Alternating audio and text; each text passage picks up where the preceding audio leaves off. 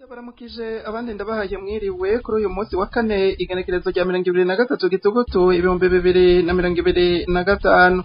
Uyu ni umwanya wo kubashikiriza amakuru ndabahaye n'ikaze ryo kuyakurikirana Dojemba z'umutima niwe agire ayabashikirize afadikanije na Gisirane Manirakiza mu buhinga bw'ivyo.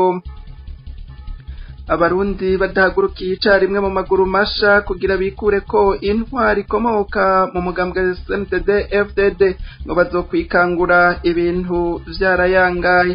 Bamwe mu banyagihugu nibo babivuga inyuma yaho hatorewe ikiziga c'umwana w'umukobwa ataramenyekana umwidondoro mu mwonga Rubanza uri hafi y'ikirimba c'umukuru w'igihugu ikiriri i Bujumbura. Abasirikare bakoreye muri Somalia bagiheraniwe amafaranga ntibariko bafatwa kumwe. Abo basirikare basaba gufatwa kumwe iyamara bamwe n'abandi babona ko abasirikare bakwiye kubona ko bahindutse ibidandazwa vy'akagwi k'abategetsi bakomoka muri CNDD FDD baheze bifatanya n'abandi banyagihugu bikure ko ako kagwi. Aya hamwe n'ayandi inkuru imwe mu buryo buramvuye ni mu kanya, ariko mu mpera hari ikiganiro ineza y'Imana. Ndongeye kubaramutsa. Mwari muhejeje kuvyumva mu ntango, abarundi ngo badahagurukiye icarimwe mu maguru masha kugira bikure ko intwari ikomoka mu mugambwe CNDD FDD ngo bazokwikangura ibintu vyarayangaye. Bivugwa na bamwe mu banyagihugu bo ku mutumba wa Mugoboka Sororezo zone Nyakabiga mu ntara ya Bujumbura. Inyuma yaho haraye hatowe ikiziga c'umwigeme atashoboye kumenyekana umwidondoro. Ababonye ico kiziga bavuga ko abamugandaguye babanje kumushurashuza. Abo banyagihugu bagasaba ko hoba amatohoza kugira hamenyekane abakoze iryo bara bongere bashengezwe mu butungane. Ibindi kuri iyi nkuru tubibaza Aline Munezero. Ico kiziga c'umwigeme w'inzobe nyinshi afise imyaka yo biri hagati ya 20 na 25 catowe mu gitondo co kuri wa gatatu igenekerezo rya 2022 gitugutu umwaka wa 2025 ku mutumba wa Mugoboka Sororezo zone Nyakabiga komine Mukaza mu ntara ya Bujumbura. Amakuru atangwa na bamwe mu banyagihugu baba muri ako gace avuga ko abagandaguye uwo mwigeme atashoboye kumenyekana umwidondoro baba babanje kumushurashuza kandi ko yoba yiciwe kure imbere yo kumuzana muri ico kibanza. Abahaye amakuru radio haguruka ariko batashimye kuvugira kuri mikro zacu bashikiriza ko ico kiziga cari kiryamye mu mwonga ugabura amakartier ya Kiriri na Sororezo aho bita kwanyeguye nko ku metero 800 uvuye ku kirimba c'umukuru w'igihugu muri quartier ya Kiriri iri muri zone Rohero. Bene kuduha amakuru bakaba bemeza ko ico kiziga cari cuzuye inguma mu maso no mu mutwe, eka hari n'amajwi y'umuntu w'umukenyezi yumvikanye ejo ku munsi wa gatatu nyene. Inyuma yo kubona ico kiziga bikaba vyumvikana ko uwo mukenyezi yariko aratabaza kugira abo barazimije umuntu bumve ko atakiri muzima. Umviriza amajwi y'uwo mukenyezi tukaba tuyakesha imbuga hwaniro. Aba muri groupe n'amahoro mumeze neza, umwaramuke neza, natwe turo dushima Uwiteka. Hama twebwe inose amahoro tubonye ikiziga mu mwonga c'umwana w'umukobwa baratabaguye barasubira muri umwongo uyu unye wo kwanyeguye w'inzobe nyinshi waba yarabuduwe mutangaje muri iyi groupe yose abavyumva mwese mutangaje waba yarabuze umwana w'umukobwa mubwirane mwese waba yarabuze umwana w'umukobwa cyanya kumva itetesi ivuga ko hari wazimye w'umukobwa mwese mubajanye nukuri uyateye mubabaro n'akabondi twe twasitse nukuri birababaje niyo twaza twasibye kubera mubabaro tubonye ngaha muri umwongo muri inzira izabuka ku byanjye niyari nukuri mubwirane mwese tumubonye no mwese mu gitondo sawa okay muheza diko kubwa makuru avaho ku mutumba wa Mugoboka Sororezo uwo mwigeme yaciye ahambwa gihutihuti atamatohoza mwitongo ry'abapfuye ryo kukamabuye Sororezo. Abanyagihugu bagatangazwa n'ingene abantu basigaye batogwa ibiziga hafi y'ahaba umukuru w'igihugu hakabura igikurikira mu gihe abategetsi bama bariko bararirimba ko umutekano ari wose mu gihugu. Abo banyagihugu bagasaba ko hoba amatohoza kugira hamenyekane abakoze iryo bara bongere bashengezwe mu butungane. nyene abarundi rero ngo badahagurukiye icarimwe mu maguru masha kugira bikureko intwari ikomoka mu mugambwe CNDD-FDD ngo bazokwikangura ibintu vyarayangaye. Igisata c'uburimyi n'ubworozi leta yagishize imbere mu ntumbero yo gushika kwihangiro ry'imbonakazoza ya 2040 na 2060 ariko umwimbu ntiwiyongera.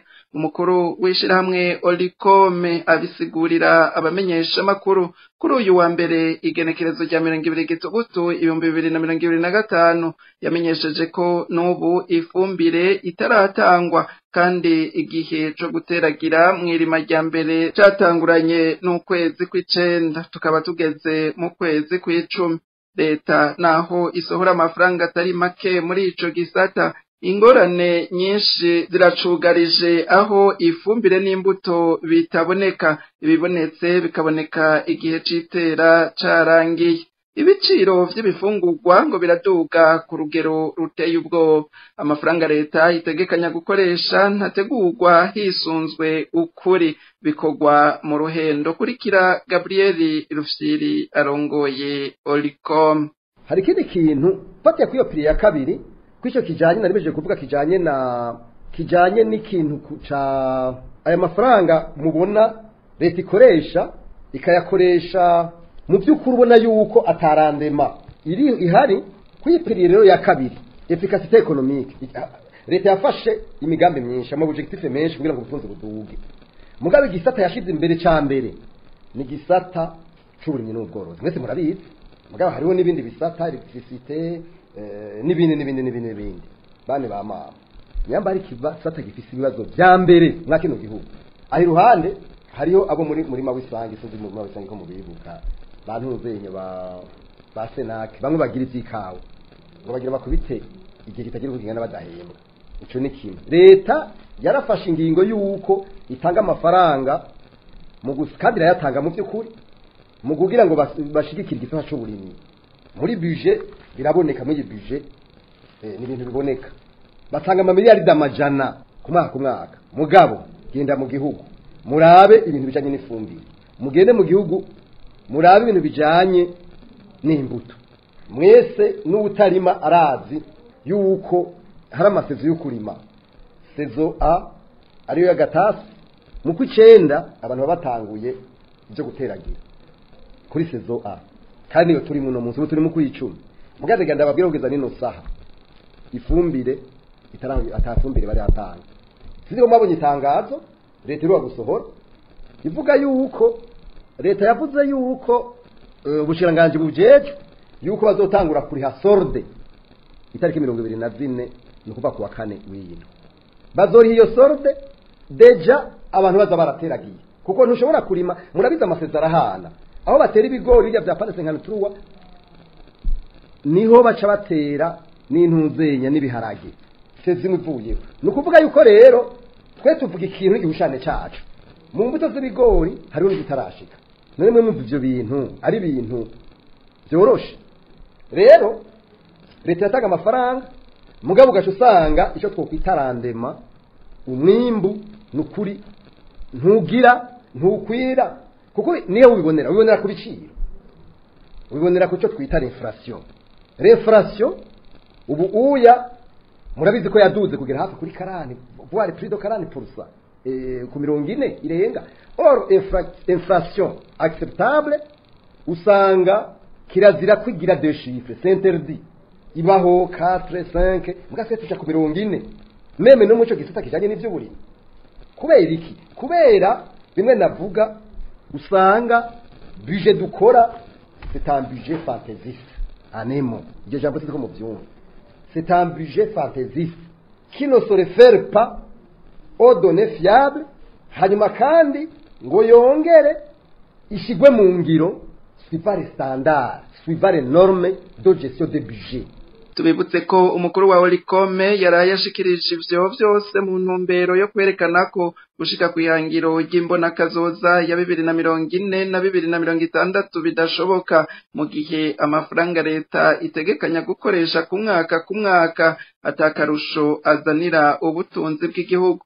Muri make ngo ni amafaranga atuma leta ibaho gusa. bamwe n'abandi bakaba babandanya kuvuga ko leta ikomoka mu mugambwe CNDD-FDD iriko ibesha abanyagihugu ngo barindire iterambere iyo leta idashobora kubashikanako ikabatega igihe ca kure abategetsi barivuga ngo bazoba batakiriho bagasaba abarundi kuva hasi bikure ko leta yababeshi. Nk'uko na Olicome ibivuga abari biteze gutora ifumbire muri kuno kwezi kwa Gitugutu 2025 ntayo bakironse. Byari bitegekanijwe ko ifumbire ya FOMI itangura gutangwa kuri uyu wa 2023 Gitugutu 2025. Mu rwandiko ubushikiranganje bw'ibidukikije uburimyi n'ubworozi bwaraye bwandikiye umuyobozi mukuru mu vyo ajejwe harimwo ivy'ifumbire kuri uyu wa 22 Gitugutu 2025 habonekamwo itegeko ryo kunguruza isango ryo gutanga ifumbire ku wundi munsi uzomenyeshwa. Imvo ihinguriro FOMI ngo rimaze gukora ifumbire ku rugero rw'ibice 27% gusa kw'ifumbire abarimyi bari bamaze kurihira. Biruko mu gihe iyo fumbire yari igenewe gukoreshwa mu itera ry'agatasi. Ubu abatayirendereye bagakoresha umwavu w'ikirundi. Ubu bamwe bariko barabagara ibigori vy'agatasi. Bamwe mu barimyi bavuga ko uwo guma yumviriza akarimi k'abategetsi bo mu ntwaro ya CNDD-FDD ngo yoguma yibaza ko bakora ibikora inka ngo yamara ataco bashoboye. Abarimyi n'abatari abarimyi basabwa kuja hamwe basezerere intwaro irangwa n'akarimi gusa ibikorwa bikabura. Basaba gufatwa kumwe n'ubushikiranganje bwo kwivuna abansi hamwe n'ishirahamwe rya gisirikare rijejwe kuziganya no kugurana na SECADEM. Abasirikare bahoze mu gihugu ca Somalia bagiharaniwe amezi 2 ntibemerewe na SECADEM kuba irabagurana co kimwe n'abakiri muri Somalia canke bavuyeyo ariko bagiharaniwe amezi menshi. Ngo birateye isoni kubona abasirikare bacibwamwo imice mu kuronswa utwabo bafitiye uburenganzira. Umwe mu basirikare bagiheraniwe amezi 2 arabivuga ariko ijwi ryahinduwe.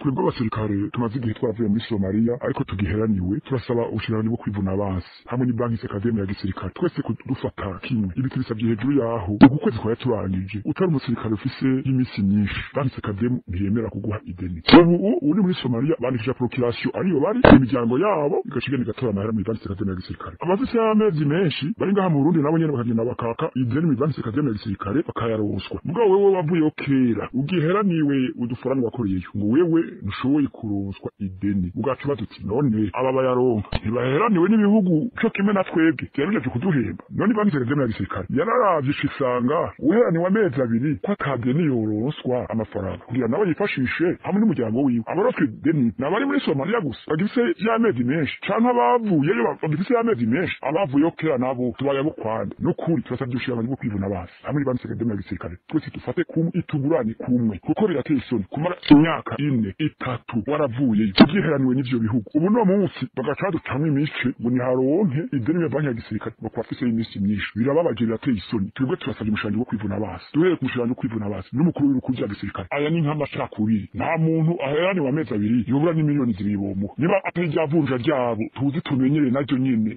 ryama rimwe amanyanga iyo amahera yabonetse y'ibihugu yarungitse baca kugira ku dolari byagabanutse turabizi twebwe dusaba abantu twavuye muri Somalia kera twebwe baduhe ideni muri banki SECADEM ya gisirikare. Hagati aho hari abasirikare mu bahoze muri Somalia mu nyuma barungikwa kugwana muri Kongo bari mu gihano kuko bo bahutse gusaba agashahara kabo. Abo basirikare bahora kugwana mu gihugu kibanyi ca Kongo bari bashikiye mu ikambi yo kumuzinda imbere yo kurungikwa muri Kongo bari bavuye muri Somalia bamaze igihe kinini baheraniwe imishahara bakoreye muri Somalia bakaba badatahura iyo amafaranga yabo yajanywe mu gihe atimisi ivuga ko yatanze imishahara yabo. Nkuko tubisoma ku rubuga rwa Facebook rwa Pacifique Ninahazwe arongoye ishiramwe Focode abo basirikare ngo boba baramenye inama Generale Prime Niyongabo umukuru w'ibiro bikuru vya gisirikare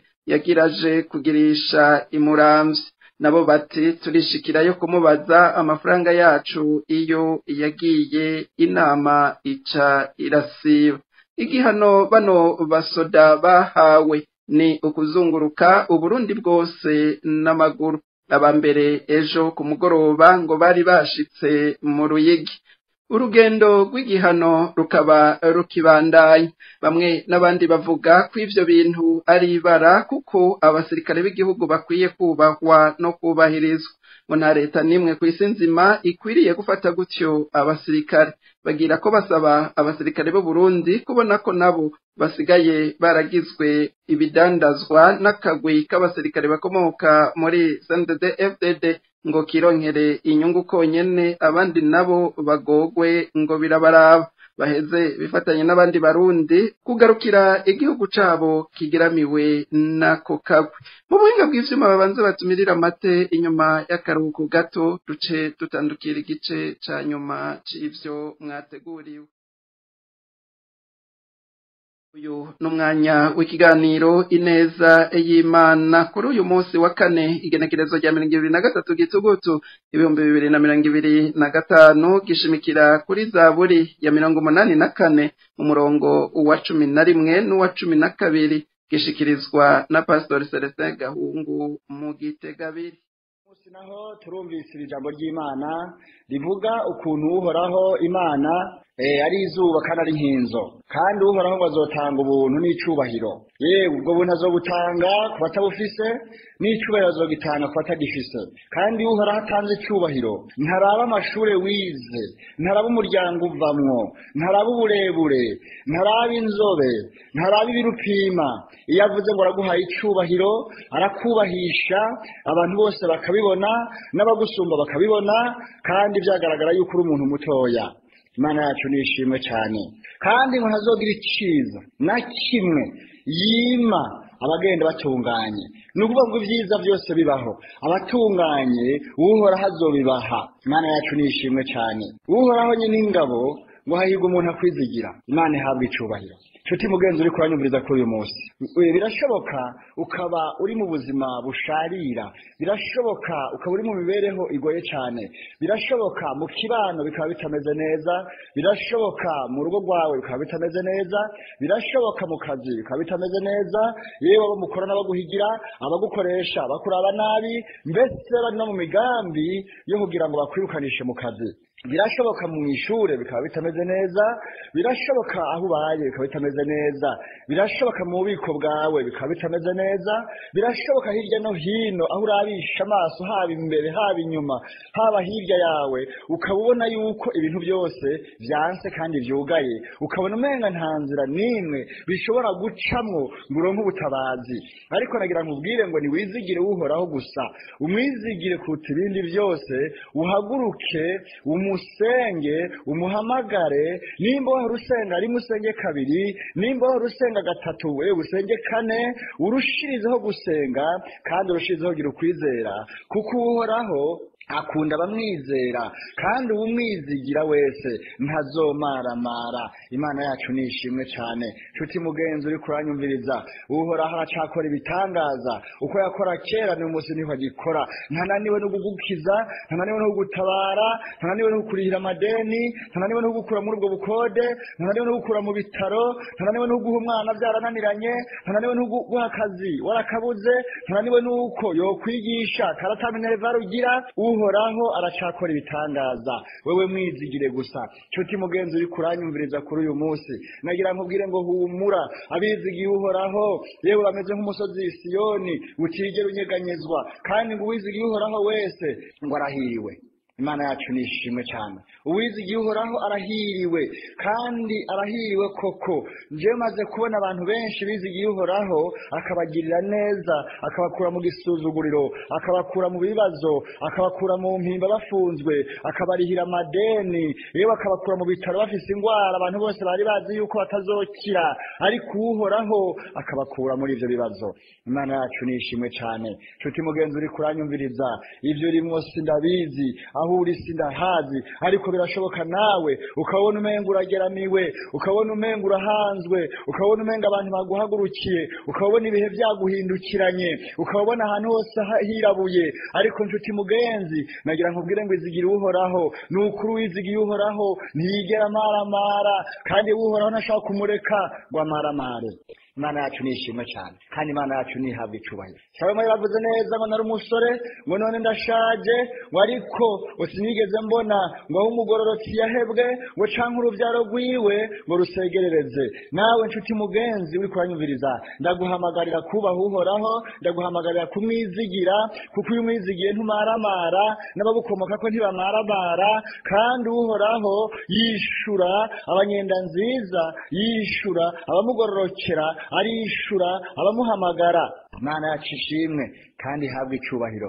Birashoboka ibihurimwe bikaba bitakoroheye n'ukuri birashoboka ukabubona umenga uyu munsi ntuzi ukuntu uri bubeho ntuzi uko abana bari bufungure ntuzi uko abana bari bwige ntubona inyuma n'imbere nta kazi ugira nta curi kurakora nta n'itongo ufise uri busoromemwo ariko nagira nkubwire ngo wewe hagarara gusa wizere uhoraho umwizigire kuruta ibindi byose kuko acakora ibitangaza nta nawe no gukorera igitangaza nawe naho ubona umenga nta nzira naho ubona umenga hose harazibiye naho ubona umenga inzira zose zirugaye ariko nagira nkubwire ngo inzira z'Imana zirenga ibihumbi mwizo nzira z'Imana zirenga ibihumbi nawe gwawe irimwo iyo ushobora gucisha mu gitangaza cawe kikagushikira kuri uyu munsi. Birashoboka abantu bakaba baraguhevye birashoboka abantu bakaba bagutwenga babonye urengana bakavuga ngo urimbura kimazi bakavuga ngo nacu zimarira bakavuga ngo karabaye ivyiwe byararangiye.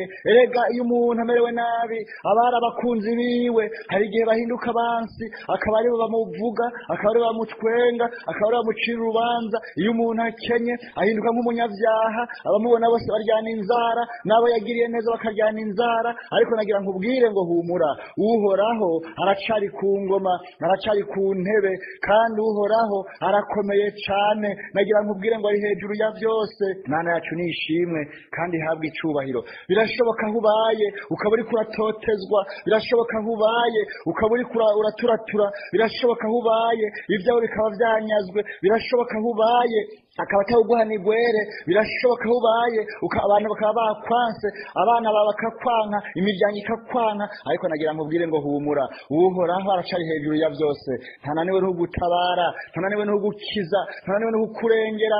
Humura nagira nkubwire ngo humura wizigira uhoraho gusa kuko ari hejuru ya byose kandi ibyawe arabizi.